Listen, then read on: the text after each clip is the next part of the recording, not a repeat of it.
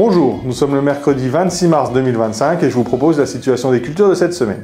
En ce qui concerne les colzas, les stades ont évolué la semaine dernière avec les températures plus douces.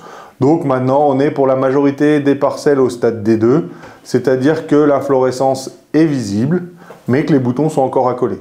Pour les parcelles les plus avancées, avec des variétés un peu plus précoces ou les secteurs les plus précoces, on arrive au stade E, c'est-à-dire que les boutons sont séparés et que la floraison va bientôt démarrer. On observe dans beaucoup de parcelles les variétés précoces pièges à méligette qui sont en fleurs. Donc là, on a un bel écart avec la variété d'intérêt, donc elles vont jouer leur rôle de piège à méligette. Pour le moment, en ce qui concerne les méligettes, le risque est plutôt faible. On en observe quelques-unes par pied, mais vu qu'on a un colza qui est assez vigoureux, pour le moment, le risque est vraiment faible. Donc à surveiller dans les prochains jours, mais pour le moment, il n'y a pas de danger. Je vous rappelle que le seuil de traitement est de 6 à 9 méligettes par pied pour des colzas bien vigoureux, ce qui est le cas pour la majorité des parcelles cette année. Et on sera plutôt à 2-3 méligettes par pied pour les colzas les moins vigoureux. Donc pour le moment, on est loin de ces seuils, donc il n'y a pas de souci. En ce qui concerne les charançons de la tige du colza, encore quelques captures cette semaine, mais pour le moment, pareil, le risque est plutôt faible, puisqu'on est vraiment sur un nombre d'individus faible, 1 à 2 par cuvette. Et on s'approche de la fin de période de sensibilité du colza, puisque c'est le stade E. Donc là, dans la majorité des cas, il n'y aura plus besoin d'intervention.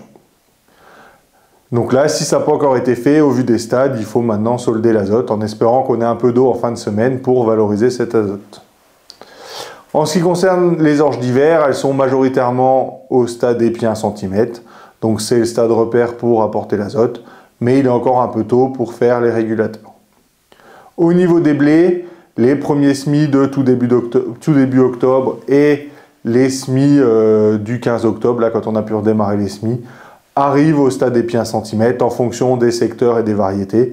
Donc là, on a à peu près une vingtaine de % des parcelles qui sont au stade épi 1 cm, mais la majorité sont au stade plein talage avec le début du décollement de l'épi. Donc on a environ une dizaine de jours de retard par rapport à l'année dernière, voire même un peu plus, et on est plutôt dans les moyennes avec quelques jours de retard.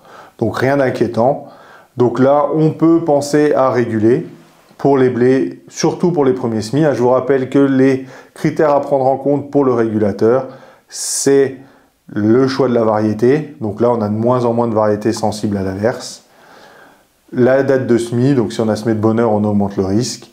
Et les peuplements. Et cette année, à part les semis de tout début octobre, le reste, on est plutôt sur des peuplements assez clairs, donc c'est pas là-dessus. Donc le risque vert, c'est plutôt faible cette année. En plus, on est sur une montaison en jour long et plutôt lente, donc ça diminue ce risque. Donc si jamais vous devez faire un régulateur, faites attention aux conditions climatiques, pas de geler le matin et évitez les trop grandes amplitudes thermiques pour éviter tout risque de phytotoxicité. En ce qui concerne les cultures de printemps, elles sont en cours de levée. Pour les orges, les semis du 20 février sont à 2 feuilles et les derniers semis sont à 1 feuille. Les pois et les févroles sont également en cours de levée. Continuez la surveillance des limaces, surtout si on revient sur des conditions humides, ou sinon on observe quand même quelques dégâts, donc ça reste à surveiller. Avec les conditions plutôt sèches et des sols qui se préparent bien, on peut être tenté de démarrer les semis de maïs, voire même de tournesol. Mais il faut être très vigilant puisque les sols sont très froids. Les mesures qu'on a réalisées, on est plutôt sur des sols à 5-6 degrés à 5 cm de profondeur. Il faut au moins attendre qu'on soit à 8, voire même 10, puisque l'objectif c'est quand même que les cultures démarrent vite pour éviter notamment tout ce qui est dégâts d'oiseaux. Donc il faut être patient, attendre que le sol se réchauffe, puisque là c'est vraiment prendre un risque. Et on n'est pas encore à l'abri d'avoir des gelées autour du 10 avril qui peuvent également faire des dégâts. Donc il faut être patient pour ces semis. Je vous souhaite une bonne semaine, à la semaine prochaine.